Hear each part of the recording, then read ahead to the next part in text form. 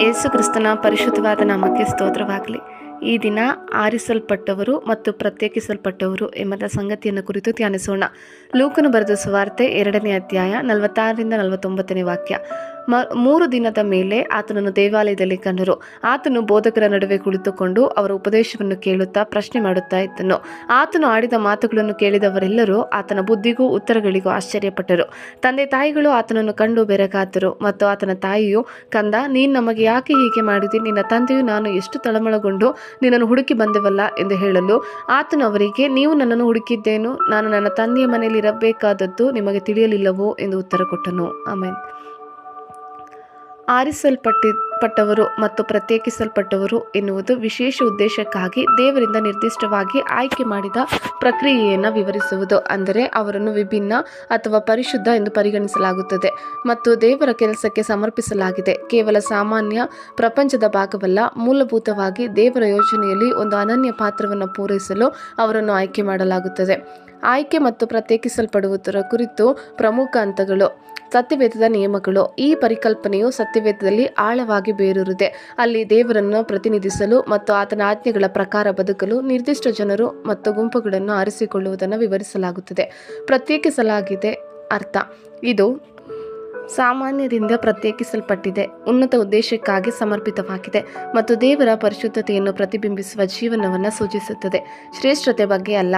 ಆಯ್ಕೆ ಮಾಡಿರುವುದು ಇತರರಿಗಿಂತ ಉತ್ತಮವಾಗಿದೆ ಎಂದು ತೋರುತ್ತದೆಯಾದರೂ ಆಲೋಚನೆಯು ನಿರ್ದಿಷ್ಟ ಕಾರ್ಯ ಅಥವಾ ಜವಾಬ್ದಾರಿಗಾಗಿ ಆಯ್ಕೆಯಾಗಿದೆ. ವೈಯಕ್ತಿಕ ಶ್ರೇಷ್ಠತೆಯ ಬಗ್ಗೆ ಅಲ್ಲ. ನಮ್ಮ ಅಭಿಷೇಕವನ್ನು ನಾವು ಹೇಗೆ ಬಳಸಬಹುದು?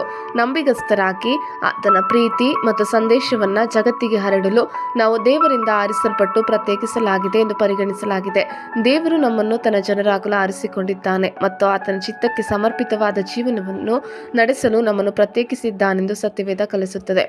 ನಮ್ಮ ಆರಂಭಿಕ ವಾಕ್ಯದಲ್ಲಿ ಯೇಸು ಕೇವಲ 12 ವರ್ಷ ವಯಸ್ಸಿನವನಾಗಿದ್ದಾಗ ಆಯ್ಕೆ ಮಾಡಿದ ಮತ್ತು ಯೋಜಿಸಲ್ಪಟ್ಟ ಆತನ ಗುರುತನ್ನು ಪ್ರತ್ಯೇಕಿಸುವುದರ ಬಗ್ಗೆ ಆಳವಾದ ಒಳನೋಟವನ್ನು ಒದಗಿಸುತ್ತಾನೆ. ಆತನ ಪೋಷಕರೊಂದಿಗೆ ಸಂಭಾಷಣೆಯಲ್ಲಿ ಆತನು ತನ್ನ ತಿಳುವಳಿಕೆಯ ಆಳ, ದೈವಿಕ ಉದ್ದೇಶ ಮತ್ತು ಆತನ ಐಹಿಕ ಜವಾಬ್ದಾರಿಗಳ ನಡುವೆ ಸೂಕ್ಷ್ಮ ವ್ಯತ್ಯಾಸವನ್ನು ಬಹಿರಂಗಪಡಿಸುವ ಪ್ರಶ್ನೆಯನ್ನು ಹುಟ್ಟುತ್ತಾನೆ. ಆತನ ಪ್ರತಿಕ್ರಿಯೆಯು ಆತನ ಪರಲೋಕದ ತಂದೆಯ ಪ್ರೀತಿಯ ಅರಿವನ್ನು ಎತ್ತಿ ತೋರಿಸುತ್ತದೆ. ಕೌಟುಂಬಿಕ ಕಾಳಜಿಗಳಿಗಿಂತ ಆತ್ಮಿಕ ವಿಷಯಗಳಿಗೆ ಆದ್ಯತೆ ನೀಡುತ್ತದೆ. ಆ ಮೂಲಕ ನಿಷ್ಠೆ ಮತ್ತು ಸಮರ್ಪಣೆಗೆ ಒಂದು ಮಾದರಿಯನ್ನು ಹೊಂದಿಸುತ್ತದೆ. ಈ ನಿದರ್ಶನವು ಸುವಾರ್ತೆಗಳಲ್ಲಿ ಯೇಸುವಿನ ಮೊದಲ ದಾಖಲಿತ ವಾಕ್ಯಗಳನ್ನು ಗುರುತಿಸುತ್ತದೆ ಮತ್ತು ಆತನ ದೈವಿಕ ಪುತ್ರತ್ವ ಮತ್ತು ಧ್ಯೇಯವನ್ನು ಅರ್ಥಮಾಡಿಕೊಳ್ಳಲು ನಿರ್ಣಾಯಕ ಅಡಿಪಾಯವಾಗಿ ಕಾರ್ಯನಿರ್ವಹಿಸುತ್ತದೆ. ಆತನು ತನ್ನ ತಂದೆಯ ವ್ಯವಹಾರದ ಬಗ್ಗೆ ಎಂದು ಒತ್ತಿ ಹೇಳುತ್ತದೆ.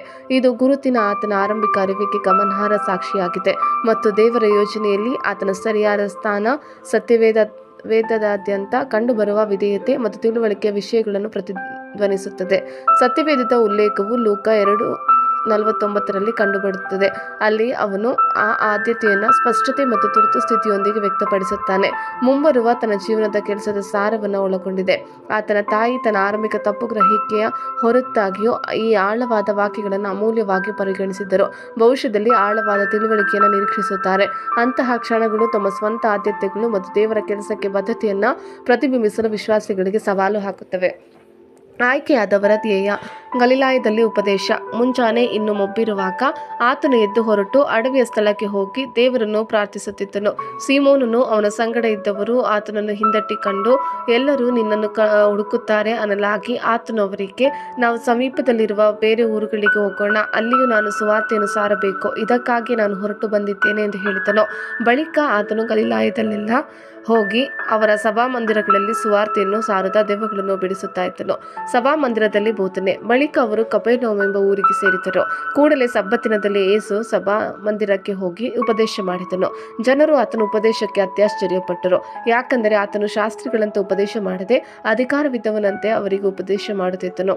ದೆವ್ವಗಳನ್ನು ಬಿಡಿಸುವುದು. ಆಗ ಅವರ ಸಭಾಮಂದಿರದಲ್ಲಿ ದೆವ್ವ ಹಿಡಿದ ಒಬ್ಬ ಮನುಷ್ಯನಿದ್ದನು.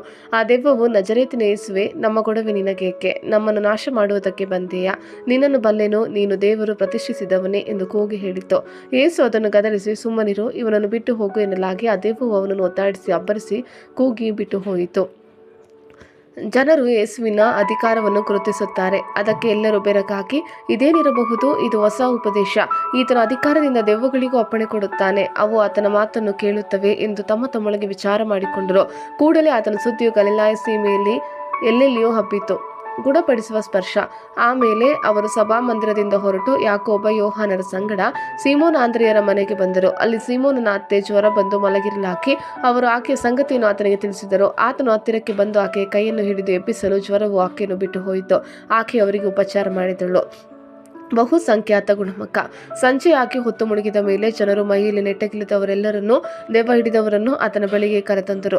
ಊರೆಲ್ಲ ಬಾಗಿಲಿನ ಮುಂದೆ ಒಟ್ಟುಗೂಡಿತ್ತು. ಆಗ ಆತನು ತರತರವಾದ ರೋಗಗಳಿಂದ ಮೈಯಲ್ಲಿ ನೆಟ್ಟಗಿಲ್ಲದ ಬಹು ಜನರನ್ನು ವಾಸಿ ಮಾಡಿ ಅನೇಕ ದೆವ್ವಗಳನ್ನು ಬಿಡಿಸಿದನು. ಮತ್ತು ತಾನು ಇಂಥವನೆಂದು ಅವುಗಳಿಗೆ ತಿಳಿದದ್ದರಿಂದ ಆತನು ಅವುಗಳನ್ನು